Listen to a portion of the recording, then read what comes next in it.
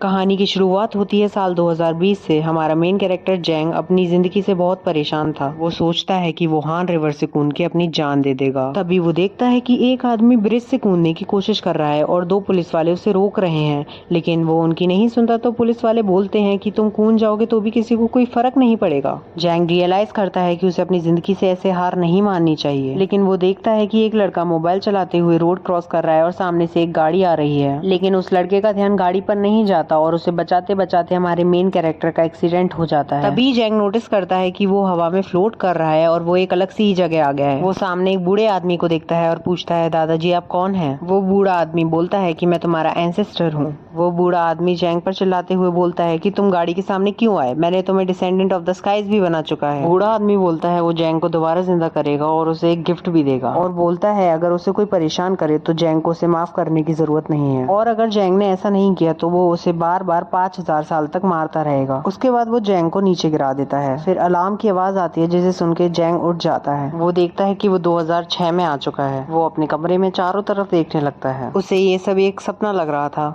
इसका मतलब जैंग अब 32 साल का नहीं 18 साल का है। वो बोलता है इसका मतलब दादाजी झूठ नहीं बोल रहे थे। जैंग रियलाइज करता है कि उसे दोबारा हाई स्कूल जाना पड़ेगा, जहाँ की मेमोरीज उसके लिए कुछ खास नहीं थी। जैंग ये रियलाइज करता है कि उसे पिछली जिंदगी का सब कुछ याद है। उसे याद आता है कि वो पिछली जिंदगी में स्टॉक्स का काम करता था, पर उसकी जिंदगी आसान नहीं थी। तभी उसे उस बूढ़े आदमी की बात याद आती है कि वो उसे कुछ गिफ्ट देने वाला था। तभी उसके सामने एक बहुत तेज लाइट आती है। जब वो लाइट हटती है तो सामने वो बूढ़ा आदमी बैठा था। जैंग पूछता है कि तुम कौन हो? बूढ़ा आदमी बोलता है कि वो डायरेक्टर है शिंगशियोन हेल्थ केयर का और उसका नाम है चियोन रियोंगशिंग। चियोन बोलता है कि ये एक इलीगल ट्यूटरिंग है और अगर तुम पकड़े गए तो तुम्हें सस्पेंड कर दिया जाएगा। पर जैंग को कुछ समझ नहीं आ रहा था। चियोन बोलता है कि तुम वो देखना छोड़ दो और उससे रैमेन कम से कम खाने का बोलता है, और बोलता है अपनी आंखें बंद करो, चलो इसे जल्दी खत्म करते हैं। आदमी जैंग पर हाथ रखता है और उसे कोई पावर भेजने लगता है और बोलता है जितना तुम दर्द का सामना करोगे उतनी ही तुम ताकतवर बनोगे। जैंग को बहुत दर्द हो रहा था। उसे बहुत पसीना आ रहा था और उसके शरीर से कोई अजीब सा लिक्विड निकल रहा था जिसे स्मेल आ रही थी। उसके शरीर में बहुत दर्द हो रहा था और उसे फील हो रहा था कि उसकी नसें बाहर आ रही हैं। उस बूढ़े आदमी ने जैंग को 5 एलिमेंट्स ऑफ ताकी की मार्शल आर्ट सिखा दी थी।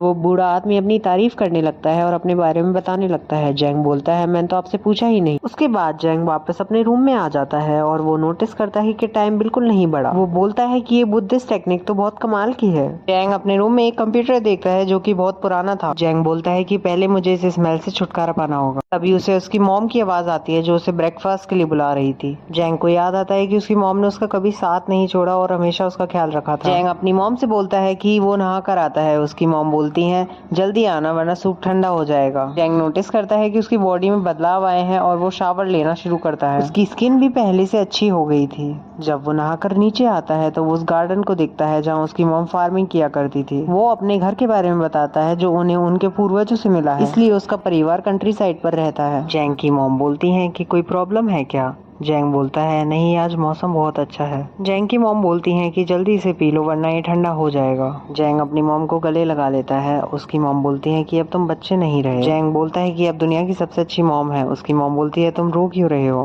जैंग बताता है कि उसकी मॉम होंगजिन यूनिवर्सिटी से ग्रेजुएट हुई है जहाँ से टैलेंटेड पेंटर जा सकते हैं, और ये भी बताता है कि उसकी मॉम ने शादी से पहले फार्मिंग का काम नहीं किया था, तो उसकी मॉम इस कंट्री साइड में कैसे आ चुकी है। उसकी मॉम बोलती है चलो ऐसा मान लेते एक प्रिंसेस को बेच दिया गया। जैंग की बातें सुन के उसकी मॉम हंसने लगती है। वो बोलता है कि उसने बहुत समय बाद उसकी मॉम को हंसते हुए देखा है। उसके बाद वो खाना शुरू करता है और बोलता है कि मॉम आपने बहुत अच्छा खाना बनाया है, आपको रेस्टोरेंट खोलना चाहिए। जैंग बोलता है इस तरह वो कुछ नहीं बदल पाएगा, उसे बहुत सारा पैसा कमाना पड़ेगा। खाना खाने के बाद जैंग बर्तन वॉश करने लगता है। उसकी मॉम बोलती है कि तुम रहने दो। जैंग बोलता है वो ये सब मिलिट्री में किया करता था। तभी उसे रियलाइज होता है वो तो पास में आ चुका है। वो बोलता है कि मैं तो मजाक कर रहा था। जैंग बर्तनों को बहुत अच्छे से वॉश करता है। उसकी मॉम बोलती है कि तुम और तुम्हारे डैड कोई मजाक कर रहे हैं ना मेरे साथ। जैंग अपनी मॉम से बोलता है कि अब से वो उन्हें हमेशा खुश रखेगा। जैंग बताता है कि दोपहर में उसकी मॉम काम नहीं कर सकती क्योंकि वो कमजोर है। वो अपनी मॉम की हर एक काम में मदद करता है। पहले वो पोछा लगाता है, फिर कपड़े धोता है, फिर कपड़े सुखाने भी जाता है और फिर कचरा भी फेंकता है।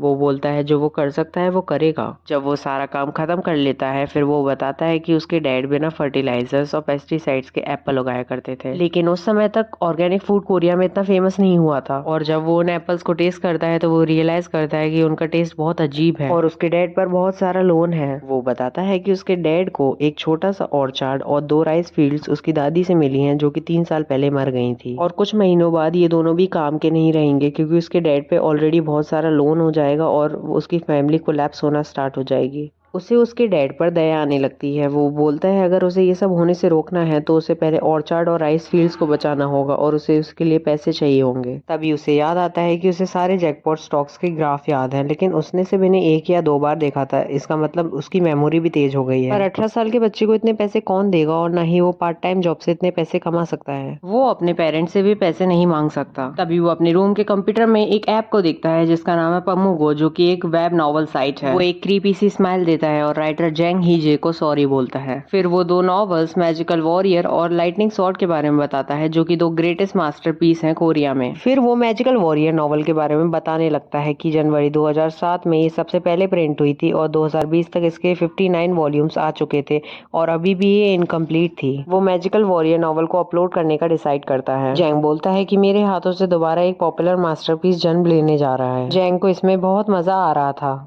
पहले वो इस नॉवल को फ्री में अपलोड करने का डिसाइड करता है और बोलता है कि ये नॉवल एक धमाका करेगी। वो इस नॉवल को गोल्ड रिवर नाम की आईडी से अपलोड करता है। जेंग को खुद पर गर्व हो रहा था और वो उस नॉवल के मेन कैरेक्टर की फेमस लाइन को बोलता है कि पैसे की आंखें नहीं होती, जो भी उसे पहले खाता है वो उसका ओनर होता है। जेंग इतनी तेज बोल रहा था कि उसकी मॉम उठ जाती हैं और बोलती हैं कि इसने आज कुछ गलत खा लिया था क्या। एक आदमी रात को मैजिकल वॉरियर नॉवल नूडल्स खाते खाते पढ़ रहा था। उसे ये नॉवल इतनी पसंद आती है कि उसने हाल ही 10 चैप्टर्स पढ़ लिए और उसे मेन कैरेक्टर भी बहुत अच्छा लगा था। वो बोलता है कि वो इस नॉवल को जरूर परचेज करेगा जब ये रिलीज होगी, और वो इसे प्री ऑर्डर भी कर देता है और दूसरे लोगों को रिकमेंड भी करता है। जेंग की नॉवल को बहुत अच्छे रिव्यूज भी मिल रहे थे।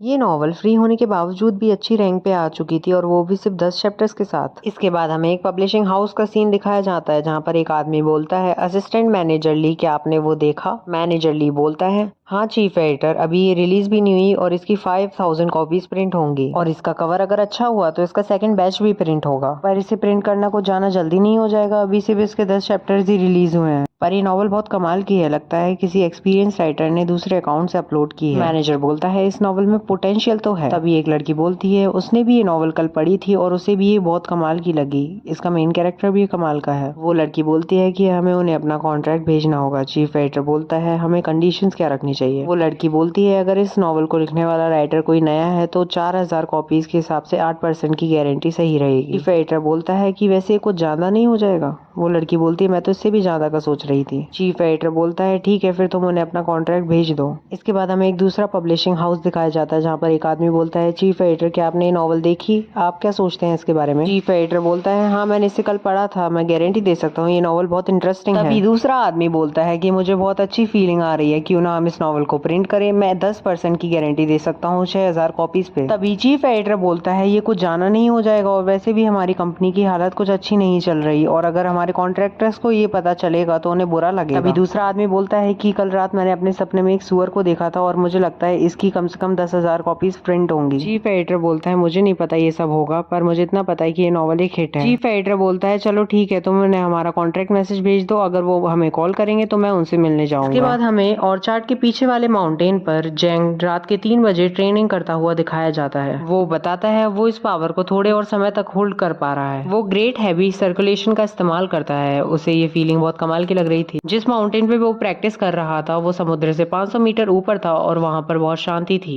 जेंग बताता है उसने जैसा सोचा था वैसा ही हुआ। उसे टॉप 5 पब्लिशिंग कंपनी से कॉन्ट्रैक्ट आया है। वो बोलता है कि राउंड 1 सक्सेसफुल रहा। वो बोलता है अभी के लिए वो इन सब मैसेजेस को इग्नोर करेगा। वो बताता है कि मैजिकल वॉरियर 2021 तक इसलिए इतनी फेमस थी क्योंकि उसकी स्टोरी इतनी अच्छी थी कि वो रीडर्स को अट्रैक्ट करती थी। वो देखता है ये सब लोग उससे मिलना चाह रहे हैं। उसने बैंकक्रप्ट राइटर्स के बारे में पढ़ा था। उससे पता चला कि बहुत सारे राइटर्स पछताते हैं गलत कंपनी के साथ कॉन्ट्रैक्ट साइन करके। जेंग बोलता है कि उसे इस बात से सावधान रहना होगा। तभी उसे नाइस मीडिया नाम की एक कंपनी का मैसेज दिखता है। उसे याद आता है कि नाइस मीडिया ही वो कंपनी है जो उसकी पिछली जिंदगी में मैजिकल वॉरियर नॉवल प्रिंट करती थी। कुछ समय बाद जेंग अपनी मॉम को लेकर बाहर जा रहा था। उसकी मॉम पूछती है, हम एकदम से कहाँ जा रहे हैं?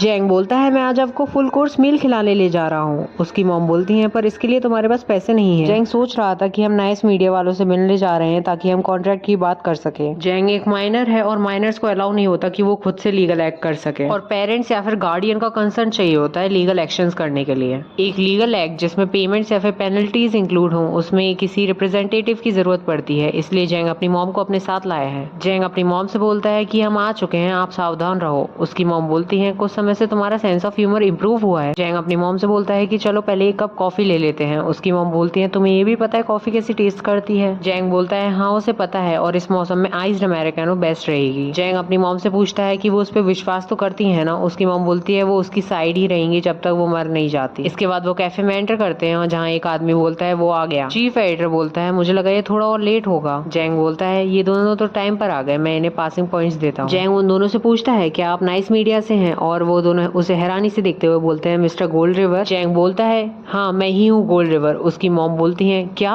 एक राइटर? अगले एपिसोड में हम जानेंगे कि जैंग को इसके बदले में कितने पैसे मिलते हैं और क्या वो अपनी जिंदगी को बदल पाएगा।